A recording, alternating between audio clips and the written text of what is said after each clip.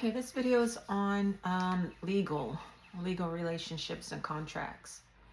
So when you get a driver's license, you have to sign it. You have to sign for it. When you get a birth certificate, your parent had to sign for it. When you get income tax forms, you have to sign for them.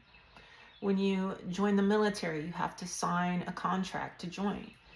Anything you do that's outside of the Constitution requires some kind of contract.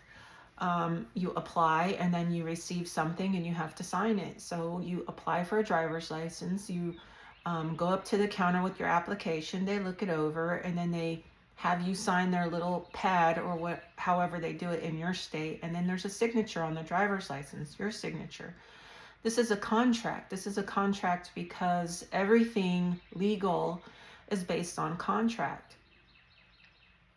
So a little bit of information on contracts, where we're caught in this sort of paradox with the legal system, is something like, let's say they say you can't practice law without a license. Well, where's the contract that says that I agree not to practice law without a license? And if you get a license, you've agreed not to practice law without your license. But if you have a license and you've signed the contract, then you have the license, so you don't need to sign a law, or you don't need to practice law without a license because you have the license. But if your license gets suspended, you agree not to practice law while your license is suspended, or if you lose your license. So you've agreed to that. So once you've agreed to it, you're bound by that contract. But once you lose your license, you're not really under the contract not to practice law without a license. So really they should say you should agree to get a license, and once you agree to get a license, you agree not to practice law while your license is suspended. And it's the same with the driver's license. If you go get a license, then you have made an agreement by contract not to drive without the license. But if they suspend your license, you can't drive. But if you don't go and reapply or renew for a new license and you lose your license, then what contract are you bound to that says that you've now agreed not to drive without a license? So you can drive without a license is what I'm saying, because there's no contract not to drive without the license once the contract has expired. So what about medicine? Okay, medicine in its entirety is a legal situation. So is most of law. That's why you don't need a license to practice common law. You just need a license to practice contract law, which is the legal system, because legal means contract and contractual relationships. If you're the legal age, which is under the legal system 18, you're then allowed to operate in the system of contracts, or the legal system. You're allowed to establish legal relationships. You're allowed to sign contracts.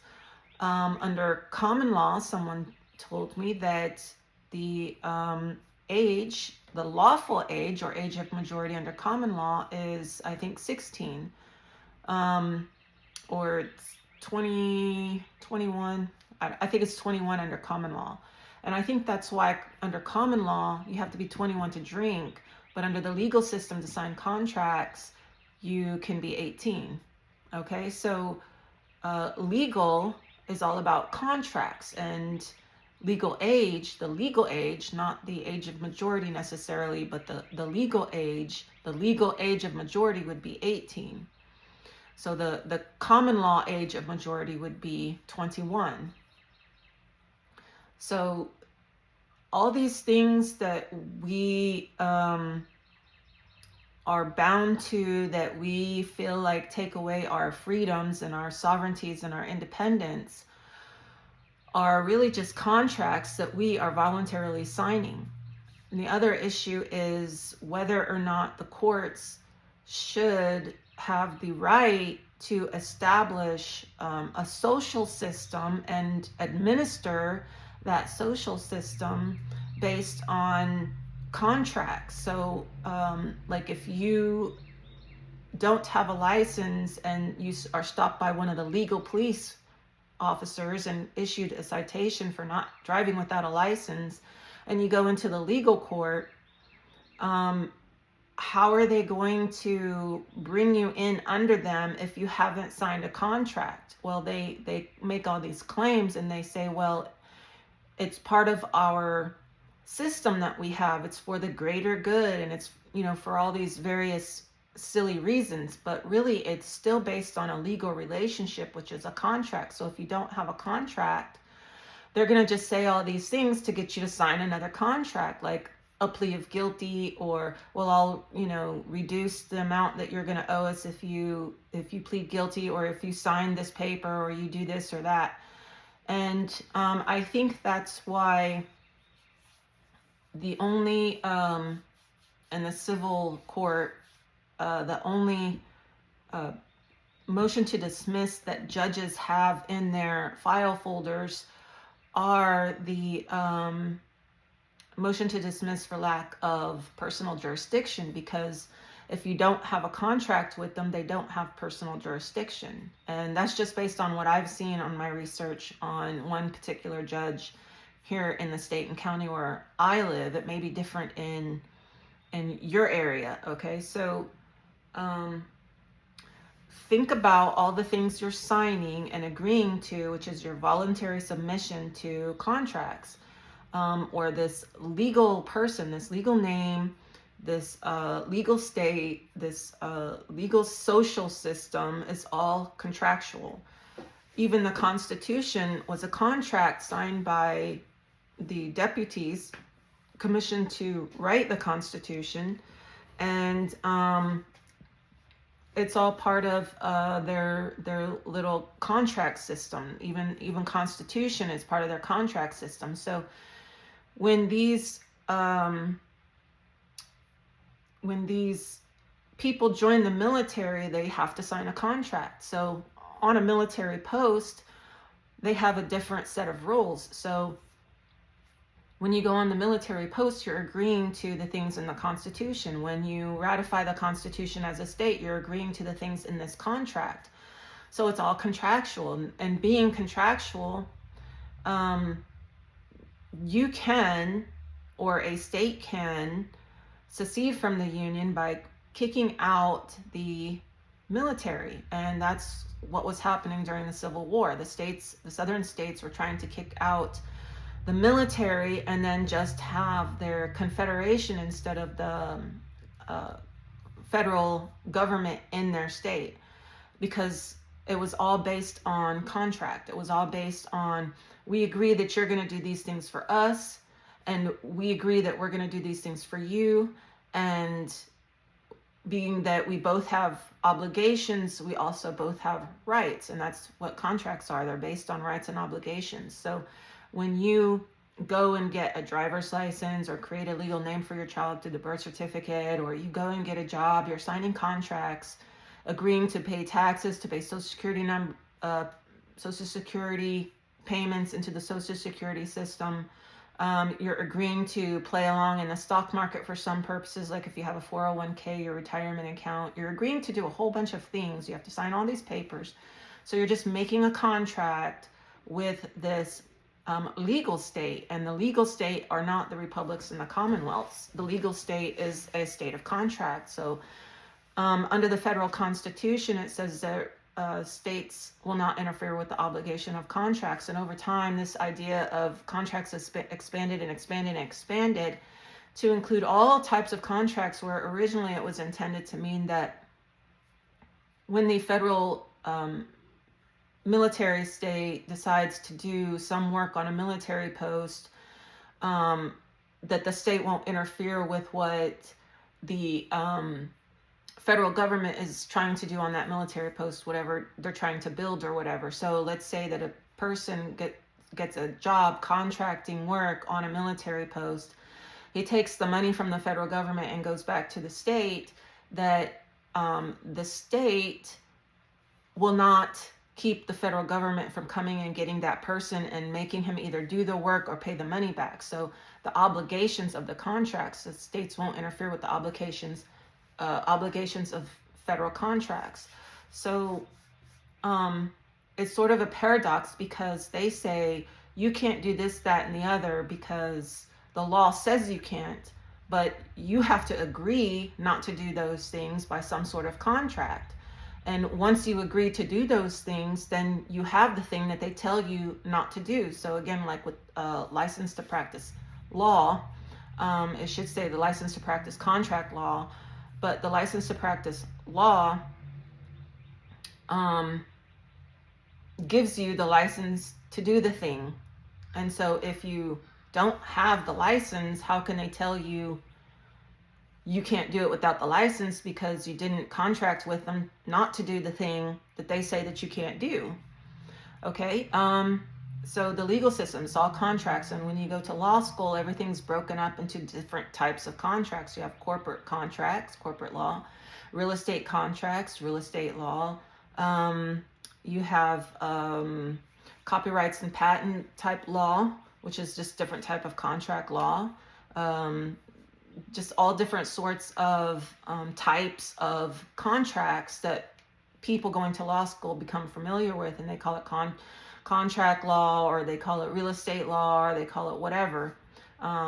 International laws like international contracts, okay? Even jurisdictions are all based on legal relationships. They're based on the contract that people have with their government, other people have with their government, and how those two governments are going to interact and how they're going to take care of situations between the people when they interact. So like Article 3, the judicial system, is when it was ratified, it became a contract between the states and between the states and the federal government on how legal relationships are going to be administered based on their jurisdictional contracts, based on their legal relationships, based on what the Constitution says it can help resolve for people based on what contractual relationship they have. So it's like the people between one state and another state is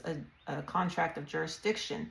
Between people within a state and against their state, or the state against the people of their state, between people on military posts and off military posts, civilians and military. So it's all contracts. And once you become 18 legally, you're establishing your right to make or form legal relationships, which means to sign contracts.